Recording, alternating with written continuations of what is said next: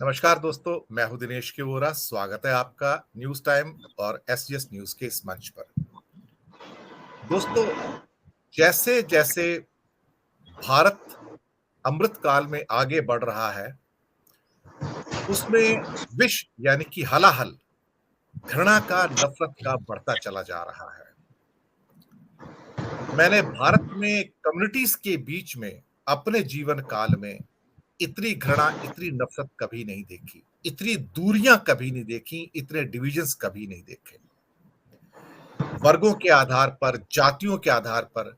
लेकिन जो अब धर्मों के आधार पर हो रहा है, जो डिविजन्स हमें देखने को मिल रहे हैं और जिस ढंग की घृणा फैलाई जाती है, गुजरात और महाराष्ट्र, खासतौर से बॉम्बे सिटी में आपको प्रोमिनेंटली आपको ऐसे बहुत सारे मोहल्ले मिलेंगे जहां पर हिंदुओं के मोहल्ले में मुसलमान नहीं रह सकते, मकान नहीं बेच सकते, किराए पर नहीं दे सकते। और मुंबई में भी बहुत लोकेलिटीज में आपको ऐसा देखने को मिलेगा कि वो, अगर वो हिंदुओं की लोकेलिटी है तो मुसलमानों को मकान किराए पे नहीं देंगे, बेचेंगे भी नहीं, दो चार लोकेलिटीज को छोड़कर।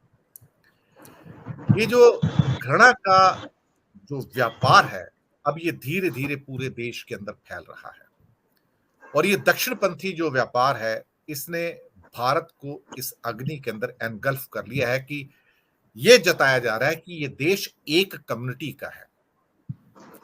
यहां पर मैं एक केस का भी उदाहरण देना चाहूंगा। जैसे कि जावेद अख्तर ने एक स्टेटमेंट दिया था कि बजरंग दल की जो एक्टिविटीज है, जो कि आरएसएस का एक विंग है, वीएचपी वगैरह, इस मोर लाइक ए तालिबान। और उसके ऊपर किसी ने केस कर दिया, तो बॉम्बे वो केस चल रहा है आजकल, काफी चर्चा में भी है वो। लेकिन अगर किसी ने आरएसएस के बारे में या हिंदू महासभा के बारे में अगर सही वाक्य यूज किए हैं, तो वो सरदार पटेल के कम्युनिकेशन के अंदर है। 1948 में, खास तौर से जब महात्मा गांधी की हत्या होती है, तो 4 फरवरी को उन शब्दों को, क्या कहते हैं कि भारत के लौह पुरुष के शब्दों को मैं दोहराना चाहूंगा। 30 जनवरी को महात्मा गांधी की हत्या होती है गोडसे के द्वारा, जो हिंदू महासभा का सदस्य था, लेकिन उसके संबंध बाकी दक्षिणपंथी दलों से भी थे। वो कम्युनिकेशन के अंदर सरदार पटेल का जो कम्युनिकेशन है, क्या है? It was banning the RSS to root out the forces of hate and violence that are at work in our country and imperil the freedom of nation and darken her fair name. हम हिंसा और घृणा की ये जो राजनीति है, इसे खत्म करना चाहते हैं देश में, क्योंकि ये हमारी आजादी और हमारे देश का जो एक फेयर नेम है, उसको ये डार्कन कर रहे हैं, बर्बाद कर रहे हैं। ये आगे कहते हैं कि आरएसएस के बारे में कि अनडिजायरेबल और डेंजरस एक्टिविटीज संघ के मेंबर्स के द्वारा लिप्त पाए गए हैं। It has been found that in several parts of country, individual members of RSS have indulged in the acts of violence involving the arson, robbery, dacoity, murder, and have collected illicit arms and ammunition. आगे लिखते हैं कि there is no doubt in my mind, एक letter लिखा था उन्होंने श्यामा प्रसाद मुखर्जी को।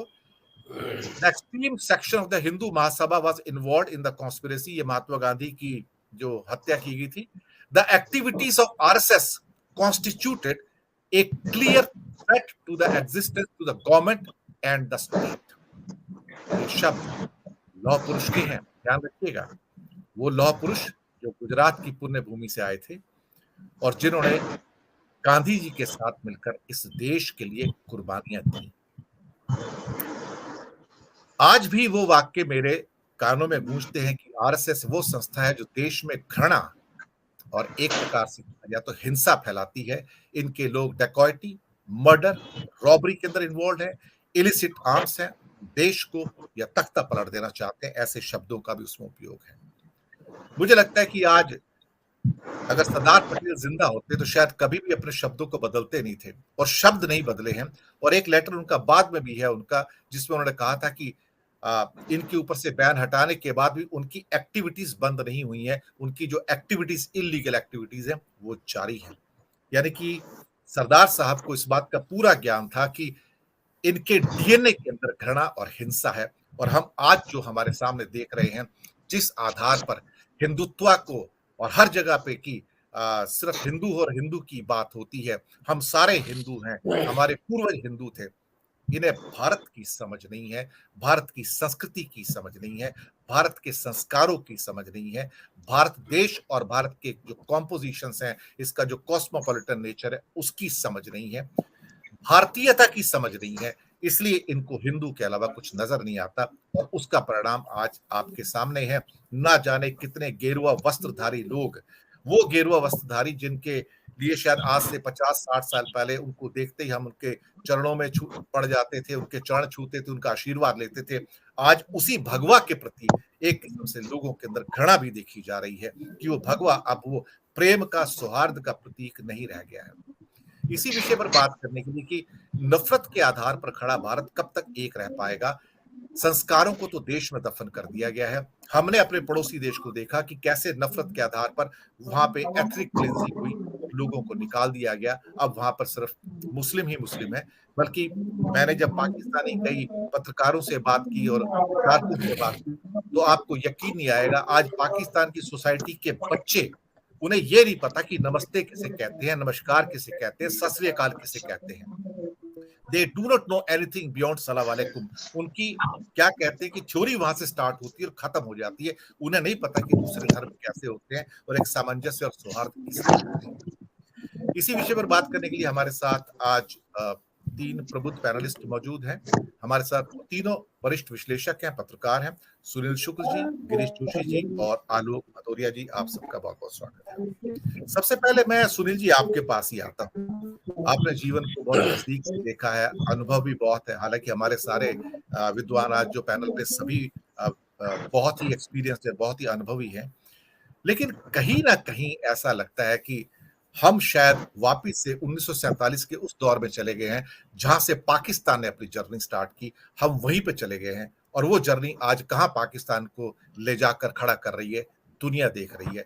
तो भारत के लिए भी एक पाकिस्तान या अफगानिस्तान बनना शायद बहुत दूरी की बात नहीं है। पाकिस्तान को यहां पहुंचने में 75 साल लगे, लेकिन हमें शायद यहां पहुंचने में अगले 20 साल भी नहीं लगे। सुनील जी। धन्यवाद दिनेश जी। एक तो आप सभी को चैत्र नवरात्रि की शुभकामनाएं, हमारे सभी श्रोताओं दर्शकों को भी ढेर सारी। मैं आपसे थोड़ा सा मैं असहमत हूँ कि हम नहीं बढ़े हैं, हमारे अंदर वो विभाजन की शक्तियां मजबूत नहीं हुई हैं।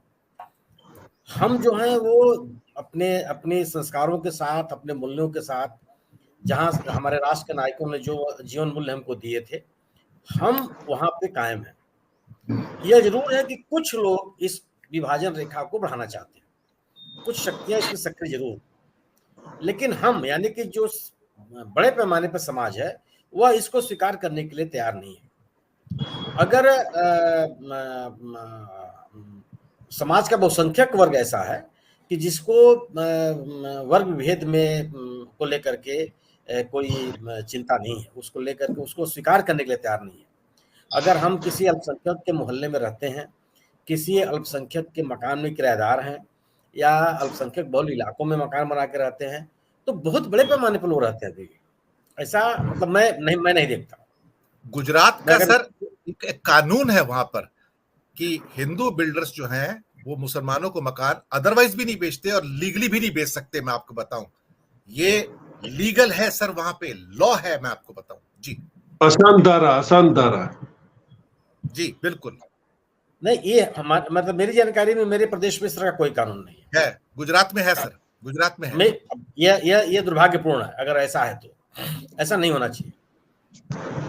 मेरा मानना यह है कि हम बड़े अभी कम से कम जो हमारी पीढ़ी भी है, जिस पीढ़ी में मैं हूँ, हमने इस तरह का भेद देखा नहीं है। मैं अपने बचपन में गांव से हम निकल करके जब आए हैं और अपने प्राइमरी स्कूल में भी हमने अपने पूर्वजों को देखा है कि वह ईद और मुहर्रम में भी उन्होंने अपने को कभी अलग नहीं रखा।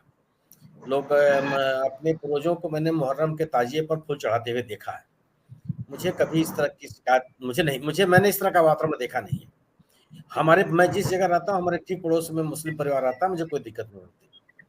मेरे बच्चों को भी कोई दिक्कत नहीं होती और मुझे अपने मुस्लिम या अल्पसंख्यक परिवार के सदस्यों से मिलने-जुलने में भी कोई असुविधा नहीं होती। मेरे तमाम कई ऐसे रिश्तेदार हैं जो अल्पसंख्यक बहुल इलाकों में रहते हैं, उनके अपने मकान हैं और रह रहे हैं। इस तरह का भी, लेकिन बड़े पैमाने पर इस तरह की दूरी नहीं है। अब अगर ये समाज में कहीं बन रही है तो ये सिविल सोसाइटी की जिम्मेदारी बनती है कि वो इस तरह की दूरियों को कम करे। क्या ये संभव है क्या? अगर आप जो बड़े-बड़े शिक्षण संस्थान है उसमें इस तरह के लोगों को आप अलग-अलग कर लें। ये ज़रूर है, आपका कहना बिल्कुल, इस बात से मैं सहमत हूँ कि एक तबका है जो इस दूरी को बढ़ाना चाहता है और वह इस दूरी को इसलिए नहीं बढ़ाना चाहता है कि उससे कोई सामाजिक लाभ होना हो, सामाजिक एकता बढ़ती हो या सामाजिक में कोई गुण, समाज में कोई जीवन में कोई गुणवत्ता बढ़ती है। उसके उनके अपने राजनीतिक स्वार्थ हैं, उनके अपने संगठनात्मक स्वार्थ हैं, उनके अपने संस्थागत स्वार्थ हो सकते हैं। लेकिन बड़े पैमाने पर समाज का इसमें कोई लाभ होता हो, समाज को बांट करके आप समाज को तनाव में रख करके, दो वर्गों के बीच में दूरी बढ़ा करके और एक खाई बना करके आप एक सुखी और स्वस्थ समाज नहीं बना सकते। ये संभव ही नहीं है। ऐसा कोई भी समाज जो निरंतर एक वर्ग को एक स्थिति को लेकर के तनाव में रहे, एक उनके मन में असुरक्षा का भाव रहे और एक दूसरे से मिलने जुलने में किसी तरह का कोई संकोच हो, वो इस तरह का समाज कभी भी स्वस्थ समाज नहीं हो सकता। और इस प्रगतिशील समाज में, आधुनिक दुनिया में, जब हम तमाम तरह के निषेध लोगों के जीवन से गायब हो रहे हैं, पूरी दुनिया इन चीजों से अलग हो रही है। कुछ एकाध इलाका होगा जहां इस तरह के फंडामेंटल सोच होते होंगे, हैं भी, इससे भी इनकार नहीं किया सकता कि अभी ये फंडामेंटल सोच पूरी तरह से खत्म हो गए हैं, लेकिन उस किसी समाज में नहीं है जो विकसित समाज है। वो किसी समाज में नहीं है जो तरक्की की नई ऊंचाई हासिल कर। तरक्की की नई ऊंचाइयों से मेरा मतलब केवल भौतिक ऊंचाइयों से नहीं है। अगर आप बौद्धिक ऊंचाई हासिल करना चाहते हैं, अगर आप वैज्ञानिक ऊंचाई हासिल करना चाहते हैं, अगर आप सामाजिक ऊंचाई हासिल करना चाहते हैं, अगर आप आध्यात्मिक ऊंचाई हासिल करना चाहते हैं, अगर आप व्यवसायगत ऊंचाई हासिल करना चाहते हैं, तब भी आप इस तरह से वर्ग विभाजन के बीच में रहकर के उन ऊंचाइयों को हासिल नहीं कर सकते। ये संभव ही नहीं है। और इसीलिए दुनिया के तमाम देश, दुनिया को तमाम समाज जिन्होंने आगे बढ़ने का रास्ता अख्तियार किया, उन्होंने अपने आप को इस खाके से अलग कर लिया। तो और ये समाज निरंतर आगे बढ़ता चला जा रहा है। लेकिन जिस समाज ने अपने अंदर एक तरह का पाखंड लिया, इस तरह की फंडामेंटलिज्म को इख्तियार किया, इस तरह के वर्ग भेद संबंधित सोच को उसने अपने जीवन में शामिल किया, उनका कोई पुरसा हाल नहीं है। वो आपके सामने सब कुछ है, वह कहीं भी आगे नहीं है। न तो आध्यात्मिक क्षेत्र में आगे हैं, न व्यवसाय के क्षेत्र में आगे हैं। हर एक हमने आधुनिक समाज में एक लोकतांत्रिक मूल्यों की हमने कल्पना की है।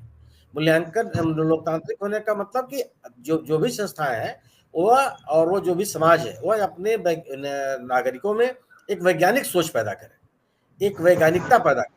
और अगर आप तार्किकता पैदा करते हैं अपने लोगों के बीच में और समाज में, तो मुझे नहीं लगता कि इस तरह की सोच को बड़े पैमाने पर स्वीकृति मिल सकती है। और मुझे मेरा अपना व्यक्तिगत अनुभव है कि वह कोई भी व्यक्ति हो, कोई भी समाज हो, कोई भी परिवार हो, वह सामान्यतः इस तरह के फंडामेंटलिज्म को स्वीकार करता नहीं।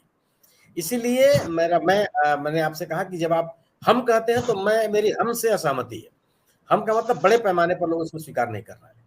और मैं बहुत कम लोगों को ऐसे जानता हूँ, बहुत कम, लगभग नगण्य लोगों को जानता हूँ जिनके मन में जो इस तरह का कोई दूरी उनके मन में हो किसी समाज को लेकर के, या उनके मन में किसी तरह की नाराजगी हो या किसी तरह की घृणा हो या किसी तरह का वो वैमनस्य पालते हो।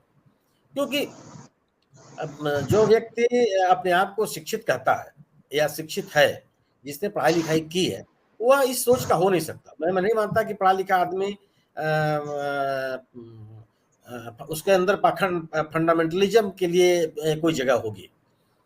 लेकिन और इसीलिए मुझे लगता है कि बड़े पैमाने पर, बड़े स्तर पर समाज के बीच में फंडामेंटलिज्म की अस्वीकृति के कारण ऐसे तत्वों को सफलता नहीं मिल पा रही है जिसका वो सपना देख रहे होंगे। हर वर्ग में है, जैसे कोई एक समाज नहीं, हर समाज में इस तरह के फंडामेंट, इस दुनिया में ही सीरिया और सूडान जैसे देश हैं लेकिन उनकी संख्या कितनी है, गिनती के लोग हैं। इतने बड़े, अगर इतने बड़े ब्रह्मांड में, इतने बड़े ग्लोब में केवल आप 2 देशों की गिनती कर सकते हैं, तो आप मान सकते हैं कि बड़े पैमाने पर लोग इसको स्वीकार करने के लिए तैयार नहीं है। और मुझे लगता है कि समाज को बांटने की जो भी कोशिश होगी वो तात्कालिक तो हो सकती है। किसी को लगे किसी को राजनीतिक फायदा हो सकता है, किसी को लगे कि किसी को संस्थागत फायदा हो सकता है, तो हो सकता है कुछ लोग उससे प्रभावित हो जाए, लेकिन बहुसंख्यक समाज प्रभावित नहीं होगा। जी।